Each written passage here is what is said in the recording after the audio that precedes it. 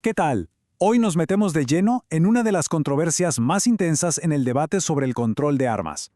Y es esta idea, ¿y si más armas en realidad significaran menos crimen?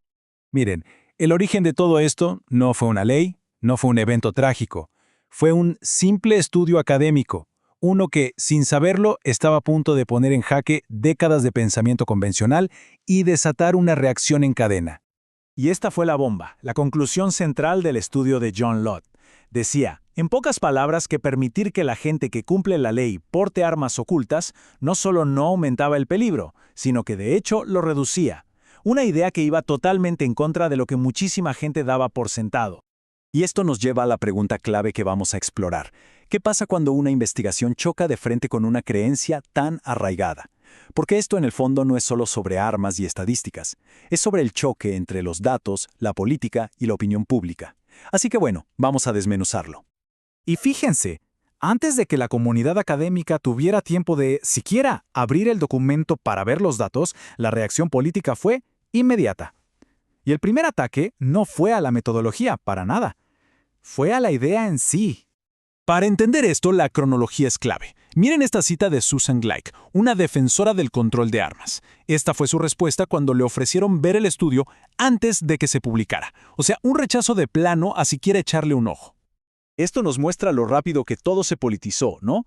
En junio se niega a verlo. Llega el 2 de agosto, el tema salta a la prensa y de repente, ahora sí necesita una copia. Pero lo más increíble, según el autor, es que para las 3 de la tarde de ese mismo día ya estaba en las noticias nacionales diciendo que el estudio era defectuoso.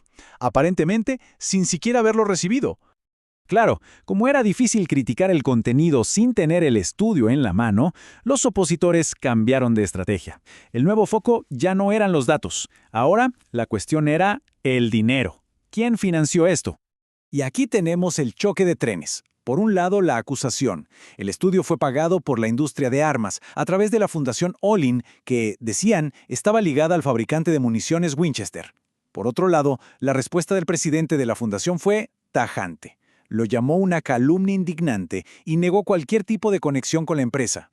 Bueno, la defensa de la fundación se basó en la idea de una independencia total. Es como, dijeron ellos, la relación entre la Fundación Ford y la Ford Motor Company son cosas separadas. Insistieron en que ni siquiera sabían de qué trataba el estudio. La beca, según ellos, fue una decisión 100% académica de la Universidad de Chicago, basada en el trabajo previo del investigador, no en este proyecto en particular. Ok, dejemos de lado por un momento los ataques políticos y pasemos a las críticas académicas, porque una vez que el estudio finalmente se hizo público, el debate se movió a otro terreno, el de los datos, las estadísticas y la metodología.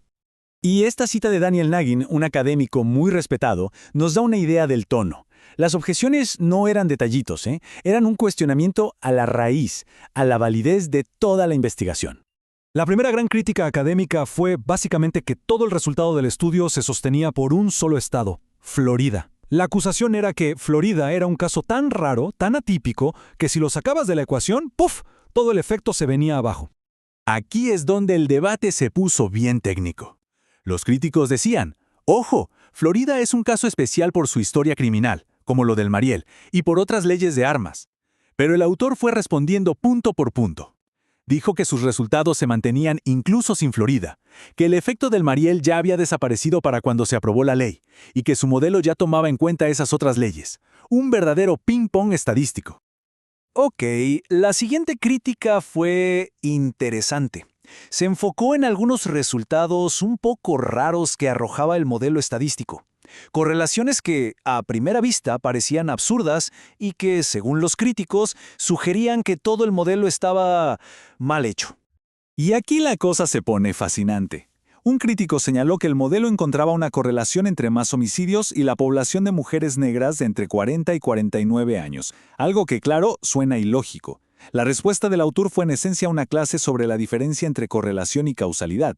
Dijo, el modelo no dice que este grupo comete crímenes, sugiere que podrían ser víctimas más vulnerables, de la misma forma que un barrio de gente con mucho dinero es un objetivo atractivo para los ladrones de autos. Vamos con la tercera crítica. La lógica de los críticos era bastante directa. Si la ley sirve para disuadir a los criminales en la calle y el robo es el crimen callejero por excelencia, pues las tasas de robo deberían ser las que más bajaran. ¿El problema? No fue así.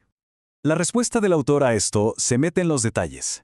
Argumentó que la categoría robo es muy amplia, o sea, no es solo el robo en la calle. Su teoría era que, si bien los robos en la calle podían bajar, quizás los criminales simplemente se pasaban a otros tipos de delitos, como los robos a casas, donde es menos probable encontrarse con una víctima armada. A esto le llamó el efecto de sustitución, que podría estar ocultando la verdadera caída del crimen callejero. Y bueno, después de todos estos intercambios tan intensos, el debate nunca llegó a una conclusión definitiva en el espacio público. Lo que quedó fue básicamente un punto muerto. Este patrón es casi como un manual de cómo una investigación académica se convierte en una batalla campal. Empieza con un resultado controversial. Luego vienen los ataques a la credibilidad. Después, el debate técnico. Y al final, casi siempre, no hay una resolución clara. Cada bando se queda atrincherado en su posición. Para defender su trabajo, el autor insistió mucho en la transparencia, que es clave en la ciencia, ¿no? Afirmó que compartió todos sus datos con académicos de docenas de universidades, y que según él, quienes intentaron replicar su análisis pudieron confirmar sus resultados. Y esta es una reflexión muy personal del autor que creo que captura el costo humano de todo esto. Describe su sorpresa al ver la energía que se ponía en atacarlo personalmente, algo que, según él, muchas veces dejó en segundo plano la discusión sobre los datos y la investigación misma. Al final, todo se reduce a esto. Por un lado tienes a los críticos, que ven un modelo estadístico lleno de fallas, con resultados ilógicos. Y por el otro tienes al autor, que ve un modelo robusto, completo, y cuyos resultados, dice, son consistentes. Son dos visiones del mundo, dos interpretaciones radicalmente opuestas del mismo conjunto de datos.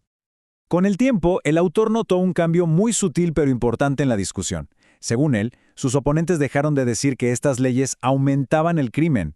El nuevo argumento era que su estudio simplemente no lograba probar que lo reducían. Es un cambio sutil, de tu conclusión es peligrosa a tu evidencia no es suficiente. Y esto nos deja con la pregunta final. Más allá del debate sobre armas y crimen, este caso nos obliga a reflexionar sobre algo más grande. Cuando un tema nos toca fibras tan sensibles, ¿es realmente posible tener una conversación basada solo en los hechos? ¿O la investigación inevitablemente se convierte en un arma más dentro de una batalla ideológica? Ahí queda la reflexión.